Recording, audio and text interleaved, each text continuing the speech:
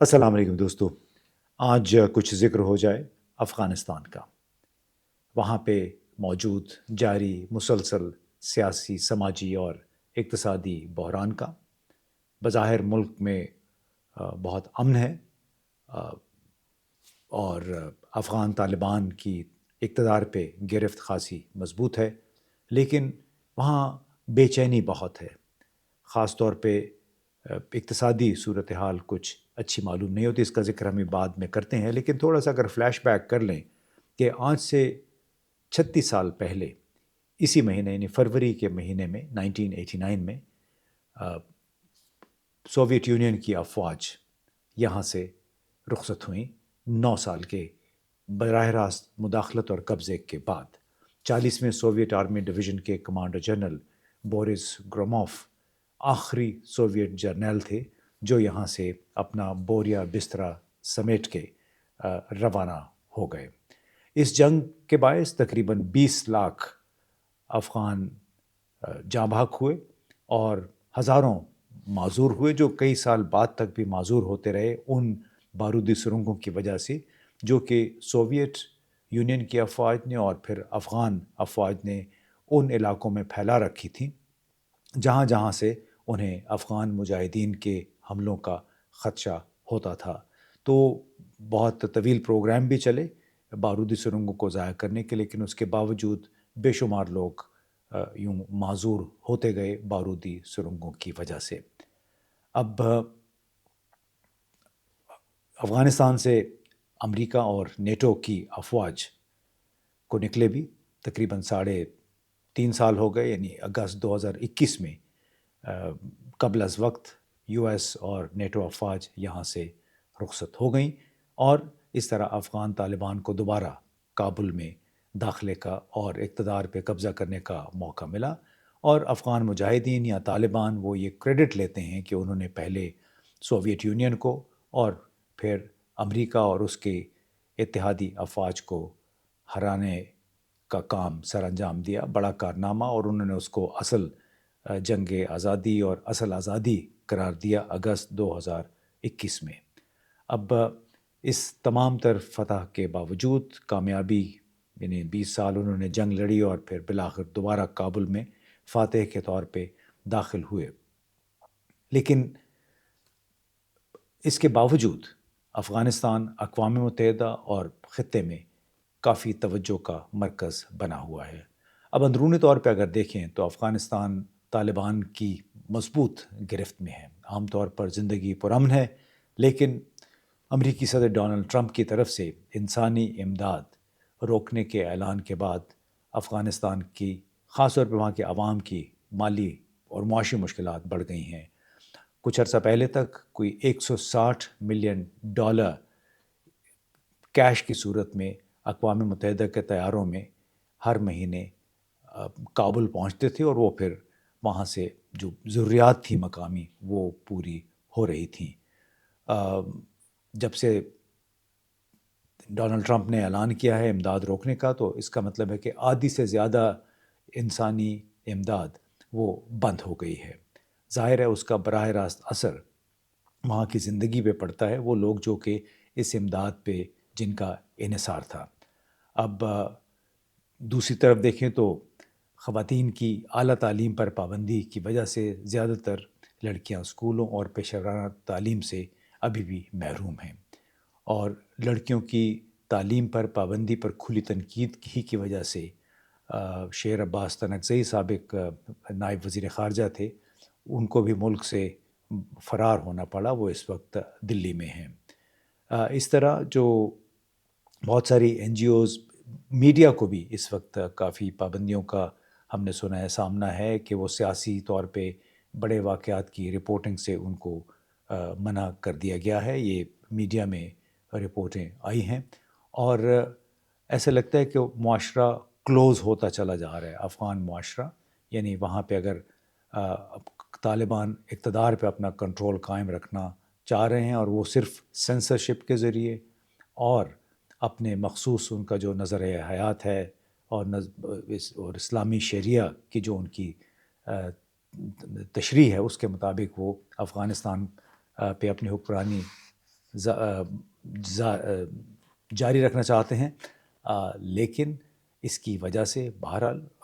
ان کے مسائل میں بھی مسلسل اضافہ ہو رہا ہے۔ اب ایسا لگتا ہے کہ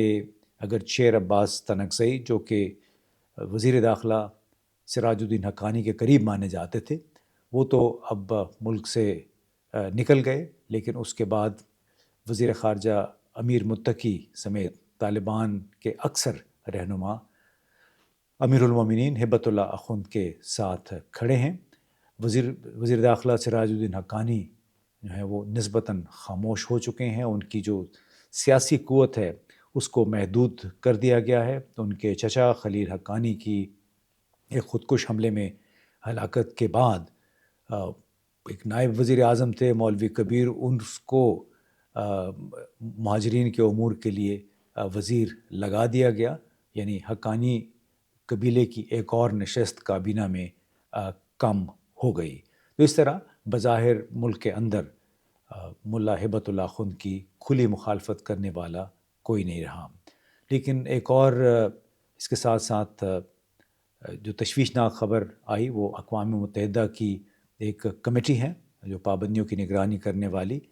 اس کی تازہ ترین رپورٹ کے مطابق ٹی ٹی پی یعنی تحریک طالبان پاکستان نے پاکستان اور افغان سرزمین سے اپنے حملے مسلسل جاری رکھے ہوئے ہیں، اور یہ اس رپورٹ میں یہ بھی کہا گیا کہ یہ ٹی ٹی پی بنیادی طور پہ افغانستان کو اپنی تربیت، بھرتی اور سہولت کاری کے لیے استعمال کر رہی ہے، جبکہ Islamic state of Khorasan ISKP جو ہے وہ اس نے شمالی افغانستان کے کچھ علاقوں کو اپنا مرکز بنا لیا ہے۔ یہ بڑی تشویشناک بات ہے، اس پہ تھوڑا سا ذکر ہم بعد میں کرتے ہیں۔ لیکن اقوام متحدہ کی جو ذیلی کمیٹی ہے پابندیوں سے متعلق، اس میں یہ کہا گیا کہ طالبان حکام نے ٹی ٹی پی کو لاجسٹک، یہ انہوں نے اس رپورٹ میں باقاعدہ ذکر ہے کہ ٹی ٹی پی کو لاجسٹک اور آپریشنل جگہ اور مالی مدد فراہم کر رکھی ہے افغان طالبان نے۔ اس میں مزید کہا گیا کہ ٹی ٹی پی نے افغان صوبوں کنڑ، ننگرہار، خوست اور پکتیکا میں نئے تربیتی مراکز قائم کیے ہیں، جبکہ ٹی ٹی پی کاڈرز بشمول افغان طالبان کے اندر بھرتی بھی ہو رہے ہیں، یعنی ٹی ٹی پی کا ساتھ اب کئی افغان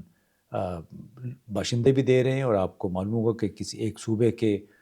نائب گورنر کا بیٹا بھی ڈیر اسماعیل خان میں حالیہ 2-3 ہفتے پہلے آپریشن میں مارا گیا تھا۔ اب اقوام متحدہ کی رپورٹ میں یہ کہا گیا ہے کہ افغانستان میں القاعدہ اور اسلامک اسٹیٹ سے وابستہ جو گروہ ہیں اور ان کے جو ہم خیال لوگ ہیں، ان کی سرگرمیوں میں مسلسل اضافہ ہو رہا ہے، اور بظاہر طالبان ان کے خلاف کوئی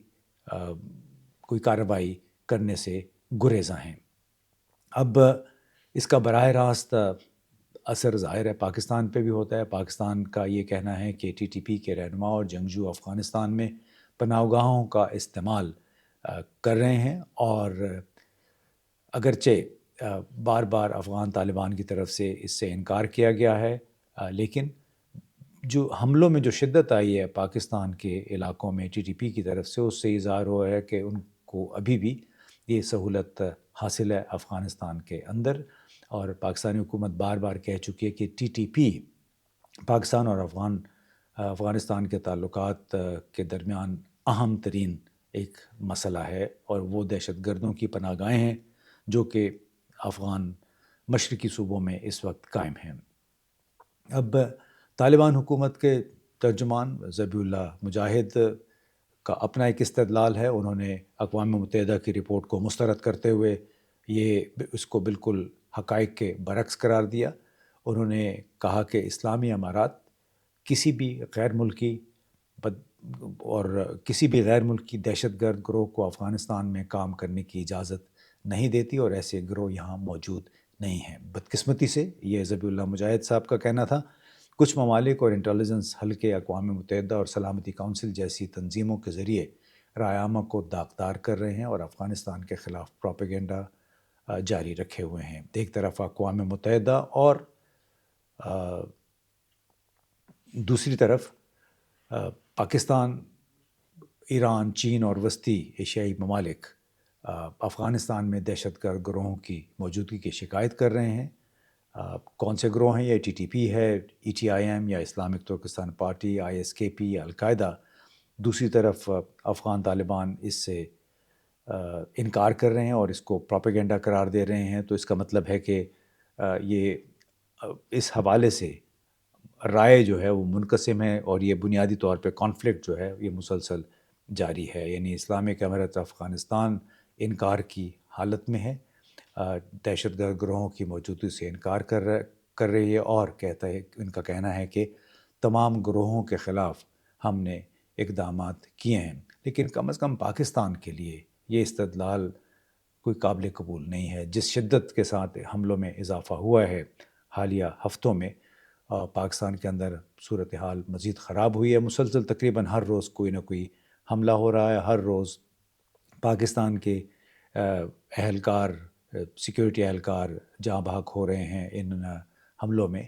اور اسی لیے سوال یہ ہے کہ کیا پاکستان اور افغانستان کے درمیان دہشت گردی کے حوالے سے کوئی مؤثر ڈائلاگ ہو سکتا ہے یا نہیں، اور کیا افغان طالبان خاموشی سے ٹی ٹی پی کے خلاف جو ٹھوس کارروائی سے یوں ہی گریز کرتے رہیں گے۔ اور ایک اور بڑا سوال تشویشناک جس کا میں نے ذکر شروع میں کیا کہ شمالی افغانستان کے کچھ صوبے جس میں بادغیس ہے، بدخشان ہے، فرا ہے، وہ داعش یعنی آئی ایس کے پی کا مرکز کیوں بن گیا ہے؟ کیا اسے ایک پراکسی دہشت گرد گروپ کے طور پہ چین، وسطی ایشیائی ممالک، ایران اور روس کے خلاف استعمال کرنے کی تیاری کی جا رہی ہے؟ افغان طالبان اس سے کس حد تک واقف ہیں، یعنی انہیں کس حد تک آگاہی ہے کہ واقعتاً آئی ایس کے پی شمالی افغانستان کو اپنے گڑھ کے طور پہ استعمال کر رہا ہے، یا وہ محض مصلحتوں کی وجہ سے اس تمام معاملے کو نظر انداز کر رہے ہیں؟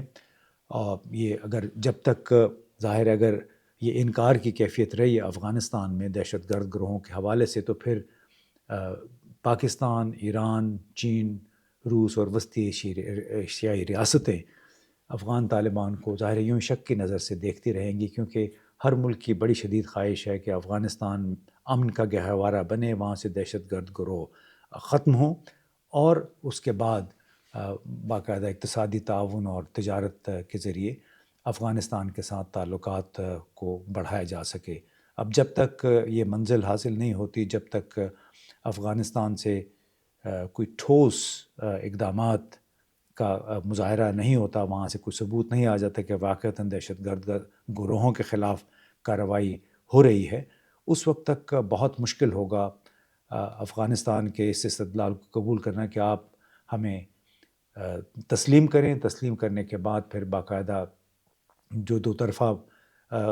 تعلقات ہوتے ہیں، سفارتی تعلقات قائم ہوتے ہیں، اسی کی وجہ سے پھر بین الاقوامی سطح پہ کسی بھی ملک کے لیے بین الاقوامی امداد کی راہ بھی ہموار ہوتی ہے۔ تو لگتا ہے کہ معاملہ بہت پھنسا ہوا ہے، اور بنیادی طور پہ اس کا تعلق دہشت گردی سے، ان دہشت گرد گروہوں سے ہے جو کہ اس وقت افغانستان کے مختلف صوبوں میں پناہ لیے ہوئے ہیں۔